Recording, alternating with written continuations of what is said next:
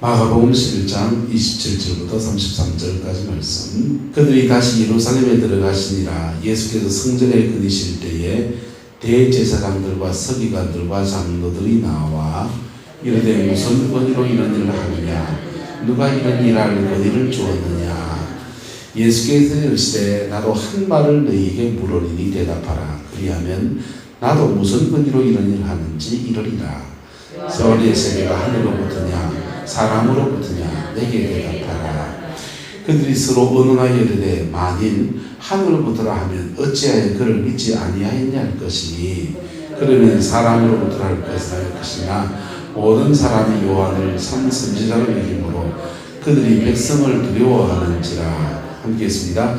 예수께 대답하여 이르되 우리가 알지 못하노라 하니 예수께서 이르시되 나도 무슨 권위로 이런 일 하는지 너희 이러지 아니하리라 하시니라. 아멘. 우리가 주님의 일을 감당하는데 또 세상을 살아가는데 권위라는 것은 필요합니다. 뭐가 필요하다고요? 권위. 이 권위라고 하는 것은 대단히 이게 필요한 얘기죠. 권위 필요한데 한국 사회에서는 이 권위라는 말이 권위주의와 혼동되어 있습니다. 권위는 하나님께로부터 났다. 그래서 권위 안에 있는 사람은 순종해야 된다. 박정희 대통령 시절의 얘기입니다. 그래서 권위는 하나님께로부터 나서 이 권위에 대해서 순종해야 된다. 무조건. 잘못된 권위 어떻게 됩니까? 잘못된 권위는요? 순종 안 해야 됩니까? 그게 딜레마가 생기는 겁니다. 이 권위, 하나님은 이 땅 가운데서 권위를 주셨고 특별히 권위를 가진 사람은 권위자라고 합니다. 권위자를 세우셨습니다. 할렐루야. 권위자를 세우셨고 권위 아래에 있는 사람을 세웠습니다. 여기 사람이 있습니다. 이 권위자, 하나님은 권위자를 세웠고 또 사람을 세웠습니다. 그런데 이 권위를 가진 사람은 어떻게 권위를 행사해야 됩니까? 하나님의 뜻대로 하나님의 뜻대로 또 하나님의 뭘 가지고? 마음을 가지고 옳은 일을 하는데 마음이 안 실려 있으면 바른 권위가 아니다는 것이죠. 그래서 하나님의 뜻과 하나님의 마음을 행사하는 권위를 해야 된다는 것입니다. 그리고 이런 권위에 대해서 백성들은 뭐하고요? 순종하고. 근데 여기에 사단이 이제 개입하게 되면 권위를 가진 사람은 이 권위를 하나님의 뜻이 아닌 누구의 뜻? 자기 뜻 가지고 행사하고, 그리고 하나님의 마음이 아닌 누구 마음으로? 자신의 마음으로 혹은 정의를 행할 수 있는데 이 마음이 없는 그런 정의, 날카로운 정의가 행사되기도 하고, 그리고 백성은 이런 권위를 행사하니까 핍박받습니까? 안 받습니까? 핍박을 받으니까 이 권위에 저항하는 겁니다. 그래서 요건 권위를 가진 자들에 의해서 일어나는 권위폭력. 무슨 폭력? 권위폭력. 요건요, 저항하는 사람들이 일어나는 저항폭력. 무슨 폭력? 저항폭력. 우리나라의 이 저항폭력에 의해서는 가슴 아픈 역사가 참 많습니다. 최재훈이라는 사람이 경주에서 동학이라는 것을 내세웠습니다. 이분이 동학을 내세울 때는 이분이 천주실이라고 하는 서양 기독교 교본 교리서를 하나 구했어요. 천주교 교리서입니다.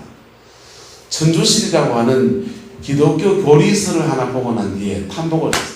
아야, 이게 진짜 기가 막히다. 서양 사람들이 이렇게 시대 무모를 앞서가는 이유가 바로 이 기독교 사상 때문에 있구나 라고 이 생각이 들었어요. 그리고는 거책 한 번 들고서 금강산으로 들어갔습니다. 산으로 들어가서 이 서양은 기독교 사상을 가지고서 한 시대를 끌어낼 수 있는 놀라운 시대 정신을 만들어냈는데 동양은 어떻게 해야 될 것인가 라고 고민하다가 이분이 이 천주교 정신과 비슷한 기독교 정신과 비슷한 사상을 한국 사상에 끄집어내는 게 단군 사상입니다. 단군 사상에 홍익인간이라는 사상을 끄집어냈습니다. 홍익인간이 뭡니까? 널리 인간을 이롭게 한다. 인내천, 인간이 곧 하늘과 인간이 땅이 곧 하늘 땅 인간이 하나다. 그래서 인간과 하늘이 하나가 된 자가 지도자가 되고 그리고 그 지도 속에서 널리 인간을 이롭게 해야 된다 하고 내세운 게 동학이에요. 기독교 사상을 동양 사상으로 살짝 바꾸어 놓은 겁니다. 여기에 뭐가 빠졌냐? 바로 십자가가 빠졌습니다. 또 이제 십자가가 빠진 게 문제예요. 동학 사상을 내세워서 사람들이 널리 인간을 이롭게 하는 사상, 종교운동으로 시작됐지만은 많은 농민들이 이것에 가담했습니다. 그래서 많은 사람들이 이 동학에 가담하면서 조선조 말렵에 나라가 갖다나 지금 외교적으로 혼란스러운 때에 탄간 어디들을 완전히 쳐부수면서 이제 동학 농민운동, 봉기운동이 일어난 겁니다. 이게 저항폭력이에요. 무슨 폭력? 저항폭력.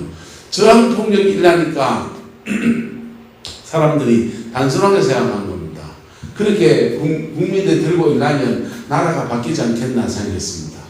근데 고종이 나라의 군대를 가지고 이것을 제압하지 못하니까 청나라 군대를 청했어요. 청나라 군대를 청했더니 청나라 군대가 우리나라에 들어오니까 일본 군대가 청나라가 되면 우리도 들어간다고 해서 일본 군대가 들어온 겁니다. 청나라하고 일본이 똘쫄지에 군대가 들어오니까 동학 농민군들이 그만 우리 외세가 들어왔기 때문에 모든 것 다 내려놓겠다 이랬습니다. 근데도 일본 군대가요 그 동학 농민군 학살하는데 최초로 우리나라 전쟁에 다발총이 등장했습니다. 다발총을 쏘면서 전라도권에서 많은 동학 농민군들이 죽었어요. 자, 저항폭력이 일어나는데 이 저항폭력을 권위자가 잘 수용하면 뭐가 됩니까? 새로운 역사가 펼쳐지는 거예요. 맞습니까? 맞습니까? 그런데 역사 속에서 이 저항폭력을 권위자가 잘 쓰게 해준 예가 별로 있다 없다? 별로 없는 거예요. 그게 아픔이죠. 그래서 사단은요 이 권위를 가진 사람하고 권위 밑에 있는 사람하고 사이에서 이렇게 싸우게 하고 분쟁하게 하고 다투게 하고 무너지게 하면서 역사를 망가뜨려 온 거예요. 자, 오늘 예수님도 이 권위에 대한 말씀을 하고 있습니다. 예루살렘에 들어가시니까 성전의 대제사장들과 서기관들과 장로들이 나와서 예수님께 이렇게 묻습니다. 무슨 권위로 이런 일을 하느냐라고 묻습니다. 예수님 무슨 일 했습니까? 빙고. 왜 당신이 말하노? 예수님이 예루살렘에 입성하셔가지고 제일 먼저 성전을 정결케 하는 일을 했거든요. 성전을 정결케 하는 일을 했는데 그 성전 정결하는 그 돈 바꾸는 사람들, 양 바꾸는 사람들, 비둘기 파는 사람들 그거 다 세 받아 먹도록 누가 허락했습니까? 대제사장과 서기관들 이런 사람들 장로들이요. 그 허락하고 그리고 뒤로 이제 사이드머니를 이제 구전을 받아 먹은 거거든요. 그래서 폭리를 취했는데 그것들을 다 뒤엎어버린 겁니다. 그래서 당신은 무슨 권위로 일을 하느냐라고 하면서 예수님의 권위에 대해서 그들이 이렇게 반문하면서 도전하면서 나옵니다. 그랬더니 주님이 이 권위에 대해서 말하면서 자신의 권위가 어디서부터 왔는지를 말해줘야 됩니까? 안 해줘야 됩니까? 말해주지 않고 이렇게 말합니다. 나도 한 말을 너에게 이루노니 내가 무슨 일 하는지 알겠다. 알려주겠다. 요한의 세례가 하늘로부터냐 사람으로부터냐 이렇게 묻습니다. 백성의 지도자라면 이거 얘기할 수 있다 없다? 할 능력이 될까요, 안 될까요? 지적으로. 충분히 되죠. 그러니까 물으니까 그들이 말합니다. 만일 하늘로부터라 하면 그를 왜 뭐 했을까? 안 믿었냐? 그럴 거고, 만일 그들 사람으로부터라 하면 모든 백성들이 요한을 누구로 아니까? 참 선지자로 아니까, 백성을 두려워하니까 그들이 이 말도 저 말도 하지 않겠다 그런 말합니다. 예수님도 이 말도 저 말도 하지 않겠다 이랬어요. 보세요. 그들이 지금 이 권위에 대해서 도전을 하는데, 예수님께서 예루살렘 성에서 와서 성전을 정결케 하신 것을 대해서, 정결케 하신 것의 뜻이 뭡니까? 왜 정결케 했습니까? 라고 물어야 됩니까? 그 왜 무슨 권위를 했습니까? 이걸 물어야 됩니까? 그들이 만약에 정직하게 마음을 열고 이 문제에 다가선다면 왜 예루살렘에 와서 정결케 하는 일을 했습니까? 성전에서 그 난리를 쳤습니까? 그렇게 물어야 되는 겁니다. 그런데 그들은 그 예루살렘 성에 와서 성전을 정결케 하는 그 사건을 묻지 않고 그걸 무슨 권위로 했냐라고 묻습니다. 주님의 일을 감당해 나가는 중에 권위를 가지고 있는, 누가 봐도 남이 봐도 네가 봐도 권위를 가지고 있는 사람이 있어요. 그 사람은요, 뭐 교회에서 직책을 받는 사람들, 이 사람들은 권위지요. 그런데 때로는 하나님의 교회 안에서는 때로는 전혀 권위자가 아닌 것 같은 권위자를 세우실 때가 일어납니다. 그게 구약 시대에는요, 왕, 제사장, 선지자, 요 세 개의 그룹이 이제 지도자로서 권위를 가진 사람, 종교적인 권위를 가진 사람입니다. 그런데 왕은 누가 봐도 권위가 있습니까? 없습니까? 누가 봐도 권위가 있습니다. 두 번째, 제사장은요, 그것도 누가 봐도 권위가 있습니다. 선지자는요, 선지자는 그 사람이 권위를 가졌는지 안 가졌는지 누가 압니까? 하나님이 보냈다 가지고 그걸 어떻게 점령합니까? 거기에서 이제 딜레마가 있어요. 세례 요한의 권위가 하늘로부터 왔느냐, 사람으로부터 왔느냐, 지 혼자 일한 거냐, 하나님이 보내서 온 것이냐 라고 하는 부분에 세례 요한 같은 사람들, 그들의 권위가 언제나 도전을 받았습니다. 신약시대에는요, 기독교계 내에서 예수님이 12제자들은 예수님과 함께 동행했으니까 당연히 예수님처럼 예수님이 사도라는 권위를 가진 데 대해서 아무런 의문이 없었어요. 그런데 후대에 신약성경을 13권이나 쓴 사도 바울 같은 사람은 그 사도 바울 같아서 무슨 권위를 가졌느냐, 예수님과 함께 동행하기를 했나, 함께 밥을 먹나, 그 사람이 무슨 권위를 가졌냐 라고 하는 그런 의문이 일어났던 거예요. 오늘 시대에도 마찬가지입니다. 하나님은 종교적인 지도자들, 신학을 공부한 저희 같은 목회자들 외에 하나님은 순간순간 새로운 권위자들을 세우십니다. 그 선지자의 권위를 세우는데, 선지자들 같은 권위를 세우는 사람들은 대부분 따라합시다. 한번 일어났다가 사라졌다가 또 일어났다가 사라졌다가 순간순간 세워져요. 대부분 그렇습니다. 목회자들과 모임을 가졌는데 그 모임 중에 그 순회선교단의 김용희 선교사님이라는 분의 권위, 김용희 선교사님이 그 사람 무슨 많은 사람이냐, 그 사람이 무슨 권위를 가지고 있냐 옥신각신했던 적이 있습니다.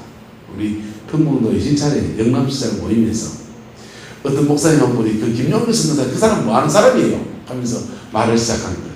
그래가지고 이제 두 표로 나눠졌습니다. 나눠져가지고 김용희 선교사가 참 훌륭한 사람이다 이런 사람, 저 같은 사람이 있고, 또 한쪽은 그 이상한 사람이네 이런 사람이 있고, 이렇게 두 표로 나눠서 한참 실갱이를 했어요. 그 정리를 누가 했냐, 지준거 목사님 정리했습니다. 제가 그 집회를 갔다 왔습니다. 이 한마디 끝났습니다. 제가 집회를 갔다 왔는데, 그 복음학교를 갔다 왔는데 좀 건전합니다. 이 한마디에 정리가 됐습니다. 때때로는 하나님이 새로운 권위를 그렇게 세울 때가 있습니다. 할렐루야. 자, 근데 이 권위가 누구로부터 말미암았느냐, 무엇으로 말미암았느냐 보다 더 중요한 것이 무엇인가 하면은, 그가 그 권위를 가지고서 무엇을 하고 있느냐. 뭘 하고 있느냐? 무엇을 하고 있느냐. 세례요한이 요단강에서 세례를 베풀면서 백성을 회개시키며 주께로 돌이키는 일을 하고 있습니다. 그거 해가지고 사람들이 회개하고 새 사람이 되면 무슨 일을 하고 있었습니까? 사람을 회개시키는 하나님의 뜻, 하나님의 마음을 행하고 있었다는 것입니다. 그러면 그분의 권위를 존중해야 된다, 안 해야 된다? 존중해야 되는 것이죠.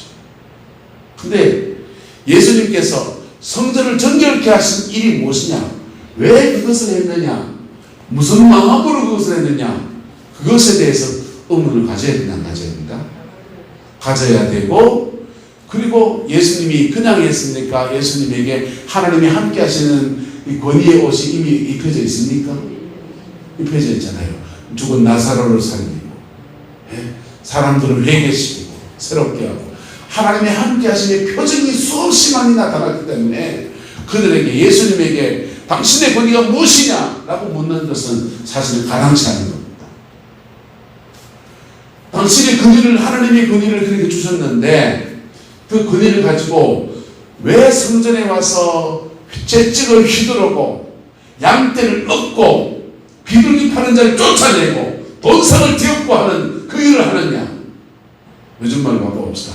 제정부를 뒤엎어버리고 자판기를 뒤엎어버리고 또 주방을 뒤엎어버리고 왜 그거 합니까? 라고 물어야 되는 겁니다. 그리고 그것 속에서 우리에게 하고 싶은 말이 뭡니까? 이건 물어야 되는 것입니다. 그게 이 권위, 하나님이 그때 세우신 권위 앞에서 하나님 앞에 새롭게 세워지는 믿음의 공동체가 가야 될 여정인 것입니다. 할렐루야. 저와 여러분 그렇게 되기를 예수 이름으로 축복합니다. 만약 여러분들 중에서 하나님 선지자 같은 사람을 세워서 영적 권위를 내게 주시고 저한테 와가지고 목사님 이러면 안 됩니다 라고 저한테 말하면 집다가 해가지고 집사가 나한테 와가지고 이렇게 해야 됩니까? 제가 잘 들어야 되겠습니까? 네, 잘 들어야 되겠습니다. 고맙습니다. 목사님 리액션을 잘해주셔서 잘 들어야 돼요. 하나님은 직제 속에 있는 권위를 사용하신다, 안 사용하신다? 사용하십니다. 할렐루야. 분명히 세워진 목회자의 권위를 사용하시고, 세워진 장로님의 권위를 사용하시고, 교회 안에 재정부의 권위를 사용하시고, 직제 속에 세워진 권위도 사용하십니다. 그런데 하나님은 가끔씩 선지자들의 권위를 세우시는 거예요. 그리고 선지자를 통해서 그 시대에 도전합니다. 그 도전 속에서 겸손하게 그걸 받아들이면요, 새로운 역사로 나가는 하나님의 인도함을 받는 은혜가 주어지게 되는 것입니다. 만약 이들이요, 이 권위에 대해서 저항하면서 나타나지 않고 예수님이 하신 이 일의 의미를 묻고 뜻을 깨닫고 자신을, 6월절 날이거든요. 6월절 절기 주간인데 굵은 베옷을 입고 하나님 앞에 엎드렸다면 역사의 판도는 완전히 바뀌어버립니다. 새로운 시대로 나가는 은혜가 주어질 것입니다. 우리 시대에도 동일하게 이 말씀들은 적용되었습니다.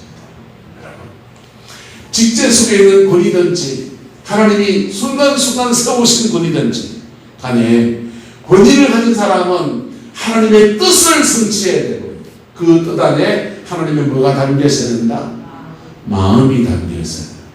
그리고 이 속에서 하나님이 함께 하시는, 성령이 함께 하시는 역사가 함께 나타나야 합니다. 그리고 이 권위 아래 있는 사람은요, 따라서 순종해야 합니다. 이 권위 안에 있는 사람은 순종해야 합니다. 한국 교회의 큰 문제점 중에 한 가지는 우리나라 사회가 조선조 천년을 지나면서 유교적인 문화에 너무 익숙해져 있는 것. 유교적인 문화에 너무 익숙해져 있어서 권위를 가진 사람들이 유교적인 가부장적 권위를 행사하는 데 익숙하고, 그리고 권위 아래에 있는 사람들은 권위를 가진 사람들을 저항하고 거역하는 게 너무 익숙한 거예요. 너무 익숙한 거예요. 하나님이 한 시대에 권위를 세우신 사람들, 여러분, 이 사람들 약점이 있는 사람이다, 없는 사람이다? 여러분, 예수님이나 약점이 없는 분이시지 인생은 다 연약함을 가지고 있는 분이에요. 맞습니까? 맞습니까? 인생은 다 연약함을 가지고 있어요. 그래서 이 권위를 가진 사람들도 문제투성입니다. 권위 아래 있는 사람들은 문제투성입니다. 이 둘 사이의 부딪힘이라는 것이 장난이 아닌 거예요. 사람이 모인 동네에서 권위와 권위 아래 있는 사람들의 부딪힘이라고 하는 것이 장난이 아닌 거예요. 국회에 가면 국회에 그렇고, 정치에 가면 정치에 그렇고, 경제에 가면 경제에 그렇고, 기업체에 가면 기업체, 가정에 가면 아버지와 아들과 자녀와 관계 속에서 이게 엉망진창이 되어 있고, 교회 안에서도 심지어 그렇게 되어 있는 거예요. 여러분, 신앙 안에서 새롭게 정립되어지기를 예수님의 이름으로 축복합니다. 권위 아래 있는 사람은요, 권위 아래 위에 있는 사람은 존중해야 합니다. 그리고 권위를 가지고 있는 사람은 권위 아래 있는 사람을 하나님의 뜻과 하나님의 마음으로 대해야 합니다. 그리고 그런 시기 속에서 만날 때 결국 사랑의 공동체거든요. 무슨 공동체? 사랑의 공동체. 이걸 이룰 때요, 이 사랑의 공동체를 이룰 때 하나님이 주는 놀라운 축복이 있습니다. 예. 형제가 연합하여 동거함이 어찌 그리 선하고 아름다운고, 머리에 있는 보배로운 기름이 아름의 꽃깃을 적신 같고, 흙모래 이슬이 시온의 산들을 적신 같도다. 할렐루야. 여러분, 형제가 연합하여, 이게 형제라고 했지만요, 교회 안에서 권위를 가진 사람과 권위를 가지지 않은 사람이 그리스도 안에서 연합하여 하나를 이룰 때, 사랑의 공동체를 이룰 때 주님은 거기에 두 가지 복을 주시는데, 따라합시다. 신령한 복, 기름진 복. 신령한 복은 뭡니까? 아론의 옷깃에 이 보배로운 기름이 쭉 흘러내는 것, 성령의 기름 부음을 말합니다. 그러면 흙모래 이슬이요, 흙몬살이 이슬이 쭉 흘러내서 거기에 안개가 쭉 보이고, 이렇게 이끼 속에서 이슬이 쭉 내려서 농작물이 풍성히 자라는, 그 이슬이 내리고 내려서 빙하가 내려서 그게 흘러가서 요단강을 이루어요. 그게 땅의 기름짐의 축복이에요. 여러분, 우리 교회 안에서 이 역사를 만들어 나가는 은혜가 있게 되기를 예수님의 이름으로 축복합니다. 권위를 가진 사람들은 하나님의 뜻을 살펴야 합니다. 하나님 앞에 서야 합니다. 그분의 얼굴을 구해야 합니다. 그분을 바라봐야 됩니다. 내 뜻이 아닌 하나님의 뜻 앞에 엎드려야 합니다. 그리고 그 권위를 풀어낼 때도 이게 옳으니까 저리 가야 돼! 이게 아니고, 그것을 풀어낼 때도 하나님의 마음으로 해야 합니다. 그리고 그 권위 안에 있는 사람들은요, 세상 권위하고 교회 권위가 다르다는 것을 인정해야 합니다. 세상 권위와 교회 권위는 달라요. 그 권위에 순종해야 합니다. 그러면 혹시나 이게 잘못된 권위를 가진 사람들, 내 눈에 보기에 정말 잘못된 권위를 가진 사람들 일어날 때 어떻게 해야 되느냐? 하나님한테 그걸 물어야 돼. 하나님 앞에 그거 물어야 된다. 하나님, 이 시기에 왜 저 대통령을, 왜 저 목회자를, 왜 저 장관을, 왜 저 사람을 거기 세워놨습니까? 라고 물어야 됩니다. 묻고요, 그 물음 가운데서 하나님 앞에 깊이 다가서면요. 때로는 서로 깎여서 만들어내려고 비슷한 사람 붙여넣기도 합니다. 제가 개척교회를 해보니까요. 개척교회를 해보니까 인생 개척해야 될 분이 다 오시더라고. 근데 교회도 개척이고 가만보니 나도 개척이야. 나도 개척이고 온 사람도 인생 개척해야 되는 사람이 수준이 딱 똑같은 사람 모아놨는 거야. 죄송합니다. 우리 마누라도 개척이고 우리 어머니가 와갖고 여자 둘이서 우리 어머니는 자꾸 나한테 간섭하는 거예요. 야야 왜 찬송가를 안 부르고 복음성가를 그래 많이 부르노? 하고 막 감나라 배나락 하죠. 우리 집사람한테 와가지고 주방에 반찬이가 쪼글쪼글 하니까 집사람은 시어머니가 계속하기 싫어하죠. 나는 두 여자서 지미기까지 가죠. 근데요 그런 속에서 엎치락뒤치락 하는 사람과 소박할 모아나는 거예요. 집사람, 나, 우리 어머니, 그 다음에 또 하나님 붙여준 영혼들도 보니까 형편무인지경이라. 근데 하나님 왜 그다 다 붙여놨겠어요? 따라서 니도 개쳐, 나도 개쳐. 비슷하게 묶어놓은 거예요. 그래서 거기서 성령 받고 거기서 막 뒹굴면서 같이 깨지라고, 같이 부딪히라고 하나님께 물으면 하나님이 붙여준 뜻을 말씀해 줄 겁니다. 그 뜻 안에서 한 사람이라도 하나님 앞에 나가면요, 이거는요 하나님의 일이 어떠냐면요, 이영명 고사에 말한다고 해. 이영명 고사 뒤따 가르치면 가르치실 것 같습니까? 안 가르쳐집니다. 근데요, 내가 태도를 바꾸면 상대방도 태도를 바꾸게 돼 있다, 안 돼 있다? 그게 돼 있다. 내가 태도를 바꾸면 상대방도 태도를 바꾸면서 서서히 변화가 일어나는 거예요. 권위 아래 있는 사람이 이렇게 했어요. 그 아픔의 시간, 힘든 시간을 지나가면서 그리스도 안에서 한 몸이 되어지면 그때부터 하나님이 그 교회 공동체 안에, 이 나라 공동체 안에 놀라운 은혜를 부어주시는데 신령한 복과 기름진 복을 쏟아부어 주시는, 여러분, 그 은혜의 역사가 우리 교회 안에, 특별히 여러분의 가정 안도 마찬가지입니다. 남편의 권위를 존중하십시오. 남편의 권위를 세워주십시오. 아내를 자녀들 앞에서 나무라지 마십시오. 아내의 권위를 세워주십시오. 가정 안에서 서로의 권위를 세워져 나갈 때, 그러면서요, 그 안에서 사랑의 공동체를 이룰 때 그 가정 따라가 집안 꼴이 됩니다. 할렐루야. 안 되는 집은 어쩌지 않습니까? 안 되는 집은 마누라는 신랑 지었고요, 신랑은 마누라 지었고요, 며느리는 시어머니 지었고요, 시어머니는 며느리 흉보고요. 그걸 이제 콩가루라고 합니다. 그래서 콩가루를 능가하는 배지밀이 나와가지고, 그러면 되는 집은요, 그 연약함도 덮어서 작품을 만들어낸다. 할렐루야. 뭐 한다고요? 만들어낸다. 작품을 만들어내요. 그 연약함을 덮어서 그 사람의 약점도 있고 장점도 있고, 맞습니까? 맞습니까? 목사도 약점도 있고 장점도 있어요. 장로님도 약점도 있고 장점도 있고, 권사님도 약점도 있고 장점도 있고.